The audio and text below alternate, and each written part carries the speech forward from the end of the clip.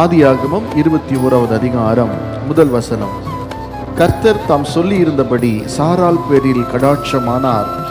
கர்த்தர் தாம் உரைத்தபடியே சாராளுக்கு செய்தருளினார். இந்த காலை வேளையிலும் தேவன் நம்முடைய வாழ்க்கையிலே சொல்லி இருந்த ஒவ்வொரு நல்வார்த்தைகளையும் நிச்சயமாய் நிறைவேற்ற அவர் உண்மையுள்ளவராயிருக்கிறார்.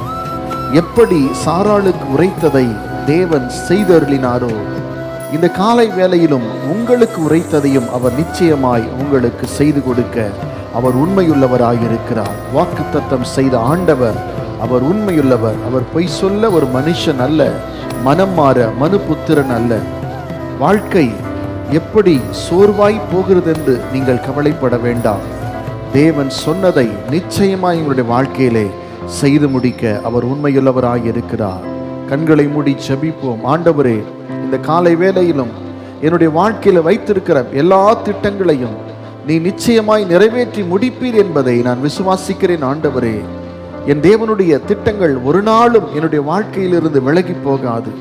நீ சொன்னதை செய்யும் அளவும் என்னை விட்டு விலகுவதும் இல்லை, என்னை கைவிடுவதும் இல்லை. ஆகவே உங்களுடைய வாழ்க்கையிலே தேவன் சொன்ன ஒவ்வொரு காரியத்தையும் அவர் நிச்சயமாய் செய்து முடிப்பார்.